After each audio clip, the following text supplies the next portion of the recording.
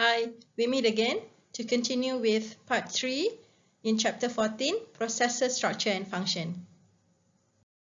We're going to learn 14.4, Instruction Pipelining.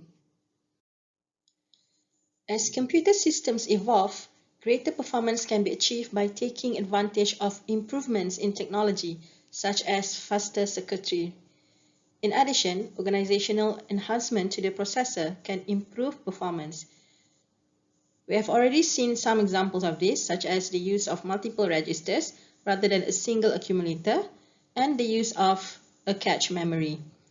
Another organizational approach, which is quite common, is instruction pipelining. Instruction pipelining is similar to the use of an assembly line in manufacturing plant. An assembly line takes advantage of the fact that a product goes through various stages of production.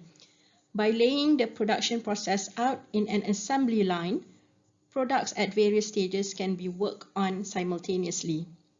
This process is also referred to as pipelining because, as in pipeline, new inputs are accepted at one end before previously accepted input appear as output at the other end. To apply this concept to instruction execution, we must recognize that, in fact, an instruction has a number of stages. To better illustrate the concept of pipeline, I'm going to use a simple analogy, the laundry.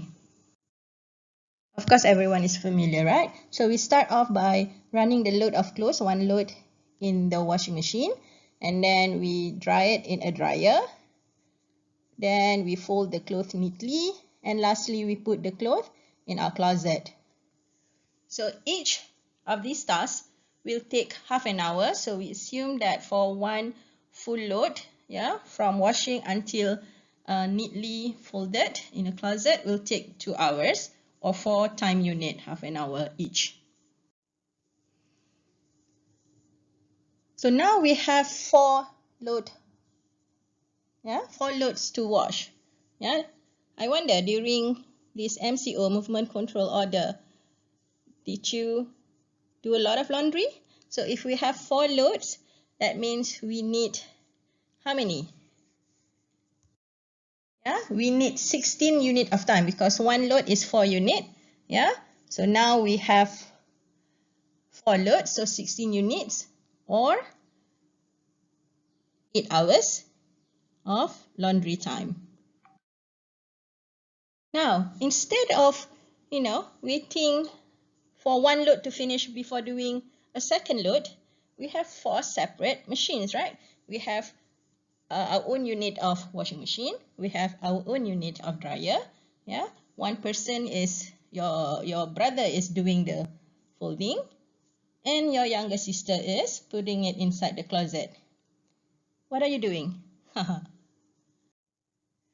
So having 4 different machines or people doing the task in one load, So instead, what we can do is, after we have done the washing in the first for the first load, then we take out the load and put it inside dryer, and now our washing machine is empty, so we don't have to wait at the end of 2 hours. We can just immediately after the washing machine is empty, we put in our second load. So now this is what we call pipeline. How many time unit do we need, or how many hours? With pipeline, we only need 7 units of time, or 3.5 hours instead of 8 hours using non-pipeline. Okay, so for 4 loads only, between 4 hours and 3.5 hours, not much difference, especially during this MCO. We have nothing to do. But what happens if we have 400 loads? Why don't you do the calculation and see the difference? As a simple approach, let us consider subdividing instruction processing into 2 stages: fetch instruction and execute instruction. Of course, with no pipeline, yeah, it will take 4 units of time because to do the second fetch, you have to wait for the first execute to end. However, we know that there are times during the execution of an instruction when main memory is not being accessed. This time could be used to fetch the next instruction in parallel with the execution of the current one. The figure here depicts this approach. The pipeline has two independent stages. The first stage fetches an instruction and buffers it. When the second stage is free, the first stage passes it to the buffered instruction. While the second stage is executing the instruction, the first stage takes advantage of any unused memory cycle to fetch and buffer the next instruction. This is called instruction prefetch or fetch overlap.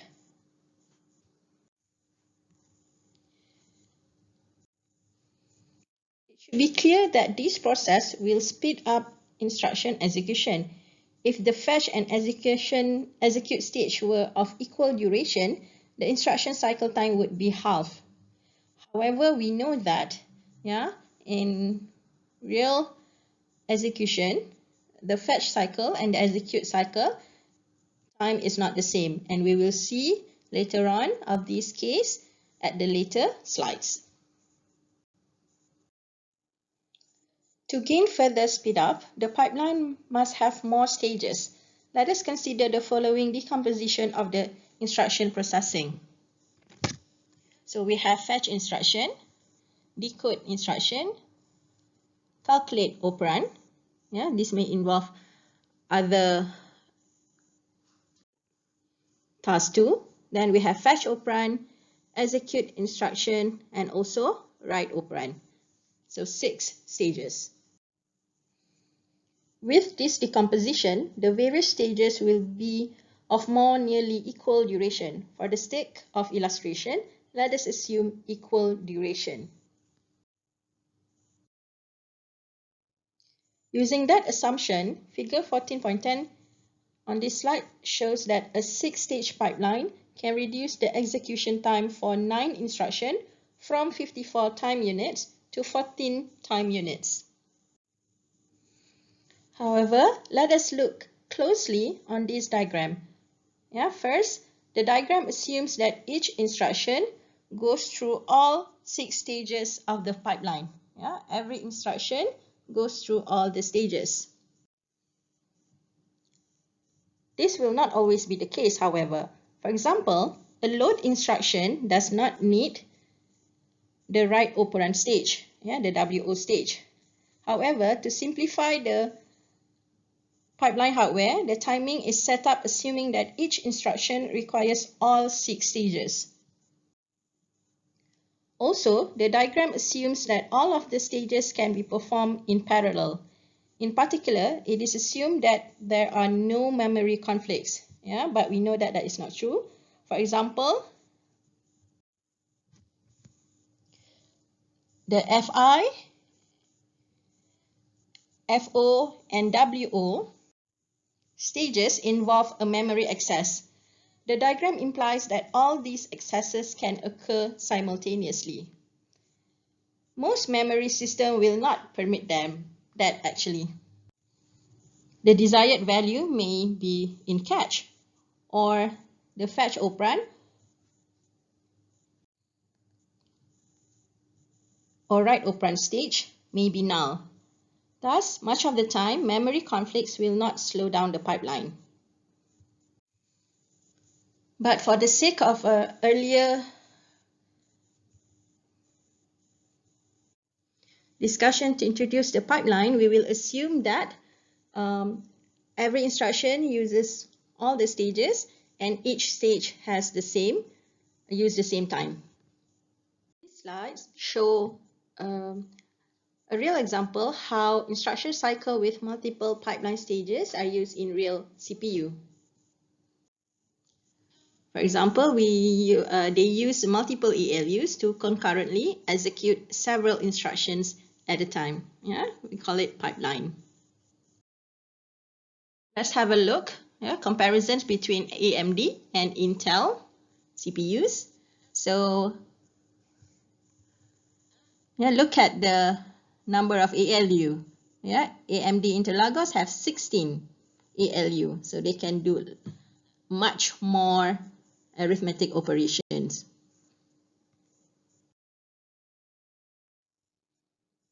This slide is showing the microarchitecture block diagram for real CPU. The front end is where the CPU does the fetch and decode cycle. It has an instruction cache, a branch predictor.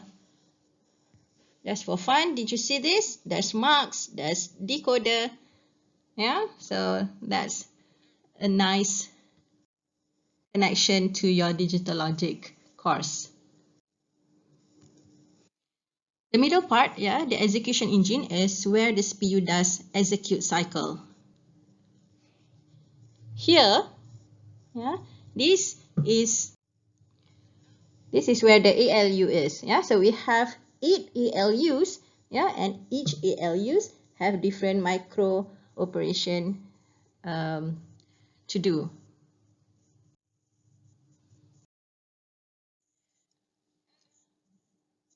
So now that you understand what pipeline is, I want students to bear in mind that there are other factors that can limit the pipeline performance. We have to consider branches, jump, interrupt, and so on. So the figure 14.12 indicates the logic needed for pipelining to account for branches,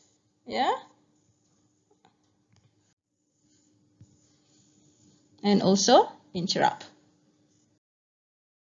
After we have looked at pipelining strategy, so now in this subsection, we're going to look at some simple measures of pipeline performance and relative speedup. This figure 14.4 is showing that the larger the number of pipeline stages, the greater the potential for speedup. However, as a practical matter, the potential gains of additional pipeline stages are countered by increase in cost, delays between stages, and the fact that branches will be encountered requires the flushing of the pipeline. After this, we will show some example of how to do the calculation to calculate the pipeline performance.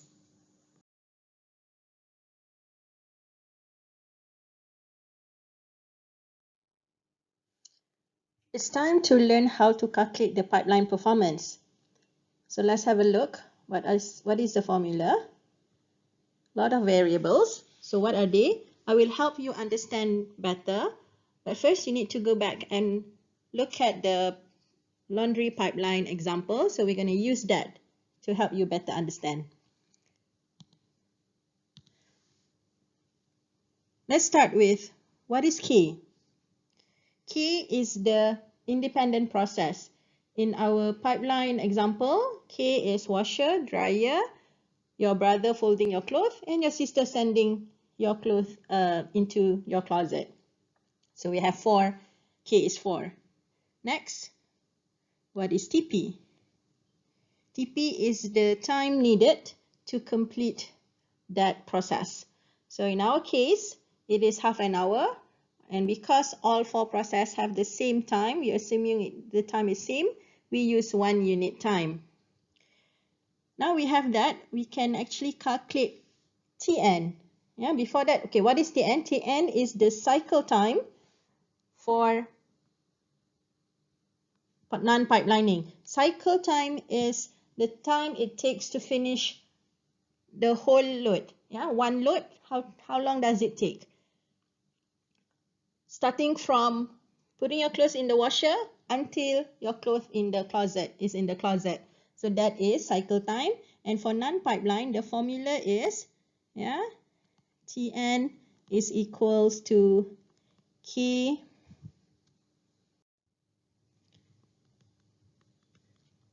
times Tp.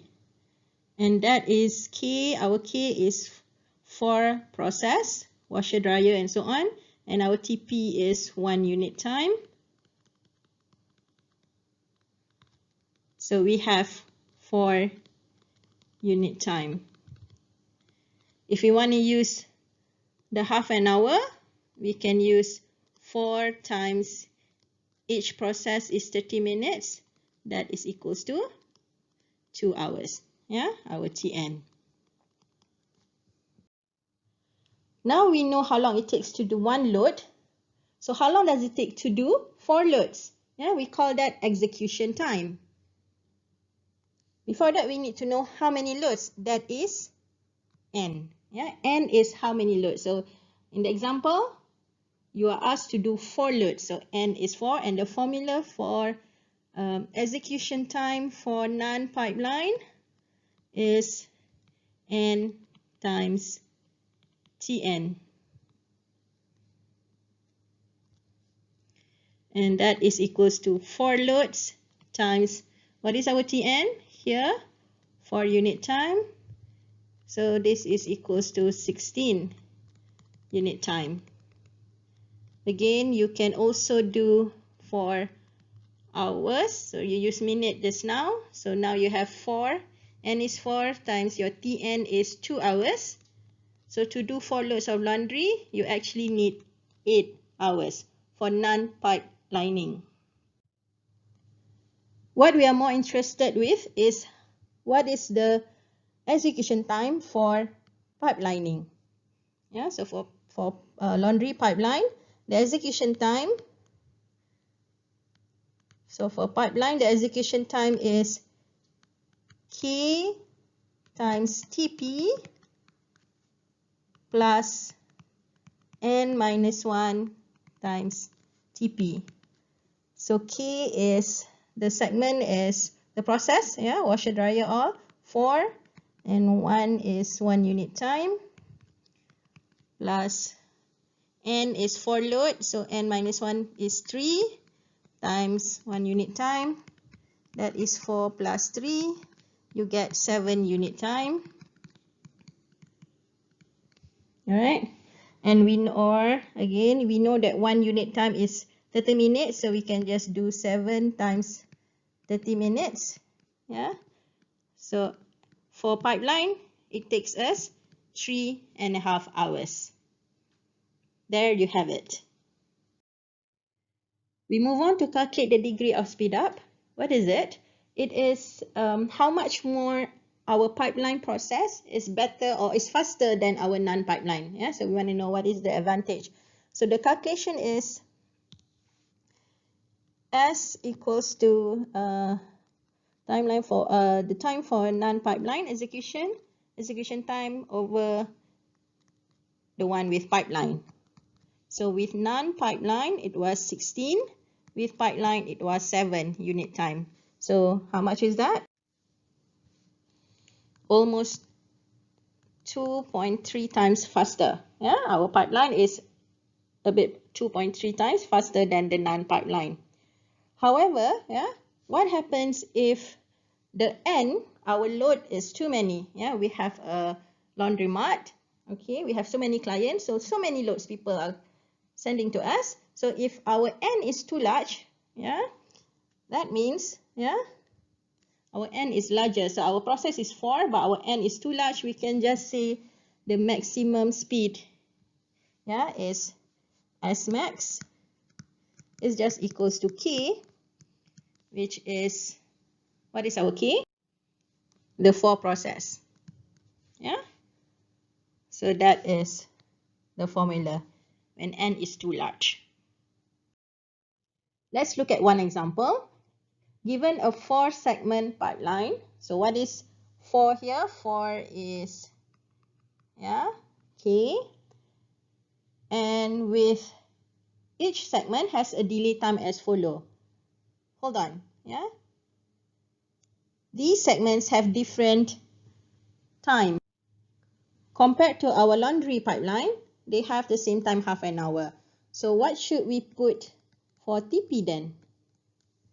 So in this case, yeah, the best is, yeah, the way you want to answer this later to find TP is to choose the slowest segment, yeah, the longest segment. Why? Because if you choose 45, then the faster segment, 25, can still do it, but of course, it will get bored, yeah, segment 2 will get bored because it has to wait until 45 nanoseconds before it can send it to the next segment. But if you choose 25, for example, then segment 1 cannot because, oops, they need 40 nanoseconds, but the segment, yeah, the TP ends at 25. So use 45. However, yeah, you see that I put question mark there because there is another difference. We are introducing interface register delay. This will be explained further when we answer, when we do the calculation to answer this question. So let's start calculating. So first, calculate the cycle time of the non-pipeline and pipeline. What is cycle time? Cycle time is the time it takes to finish one load of laundry, yeah, to finish all the segment. So for non-pipeline, it is Tn. So the formula is K times Tp, right? Nah, do not use this formula because of the difference just now. Which difference? In laundry example, all the segment has same time. Everything finishes in half an hour. But in our example, this example, every segment has different example, right? So segment has 40, yeah, 25, 45, 45. So they are different. So we cannot use this formula. So we should just, instead of multiply, we just add all the 4 segments. 40 plus 25, 45 plus 45. And total is 155 nanosecond. So why I said don't use this formula? Okay, for the laundry, all right, if you just add everything, it is half an hour plus half an hour plus half an hour plus half an hour, 2 hours. So when the multiplier is the same, so we can just, when all the segment is the same, we can just do multiplication. 4 times half an hour. Yeah, but when it's not the same, please add them. So my advice is to don't use this, yeah, add everything. Next, we want to calculate the cycle time for TP. Yeah. So in the laundry example, because they are the same, so we just choose one. Yeah, we choose half an hour, 1 unit time. But in this case, because they are different time, we choose the longest delay, either this or this. Yeah, so we choose the longest delay.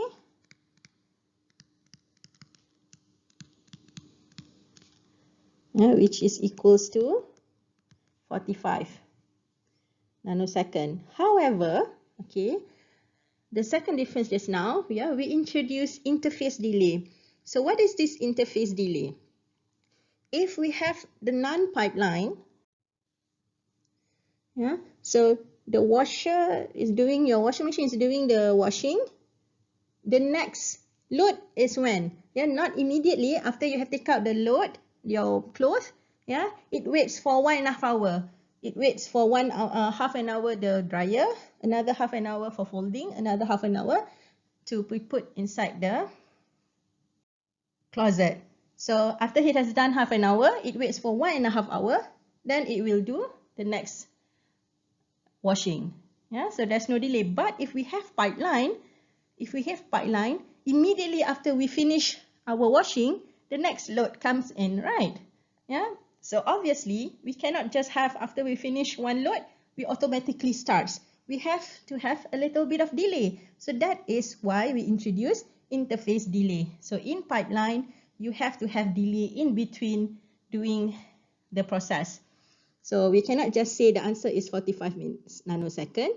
We have to add the delay in the case of pipeline. So the answer for cycle time for pipeline is 50 nanosecond. There you have it. Let's continue. So now we want to answer execution time for 100 tasks, and 100 is actually n. So for pipeline system, the formula is the execution time K times TP plus n minus 1 times TP. K is 4 and TP is, we calculated in the previous slide, 50 plus n minus 1 is 100 minus 1, 99 times 50. And the answer is 5150 nanosecond. For 9 pipeline, the formula is n times Tn, that is 100, and Tn from the previous slide is 155, right? So the answer is 15,500 nanosecond. Next, we calculate the speed up. The calculation for speed up is execution time for non-pipeline divided by execution time for pipeline. And that is 15,500 divided by 5150. How much is that?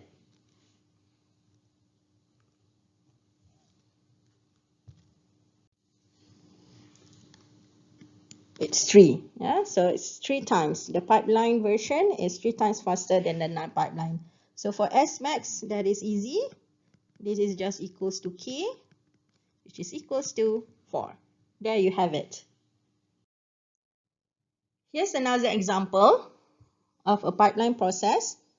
So now we use a real IF, OF, IE, and OS. Alright. And remember, if it's pipeline, we have register interface delay. Alright, we have the delay here. So the question is the same one as previous example. So why don't you try this?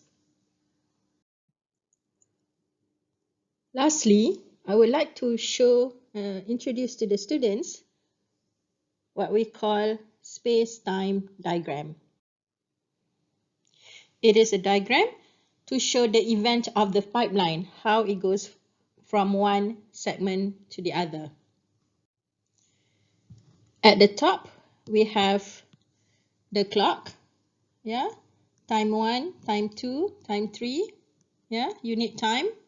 Can be half an hour, can be 1 hour, or can just say T1, T2, and so on. The y-axis here, this is either, we can call it instruction task, or in the case of our laundry, how many load. So first instruction, second instruction, first load, second load. And inside the diagram, inside the table, we have segment or stages. So to do our execution processing, we need fetch operand, fetch instruction, decode instruction, fetch operand, store data.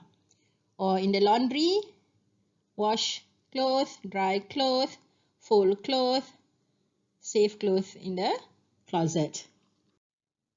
It's really important for students to understand this because, you've seen this before in previous slide. You will see this a lot again in the next lecture video. So this concludes our lecture for this part. It's a long one. So we didn't finish instruction pipeline. What you have learned is pipeline strategy and pipeline performance. Okay, so we'll continue the rest of the instruction pipelining in our next lecture video. Bye.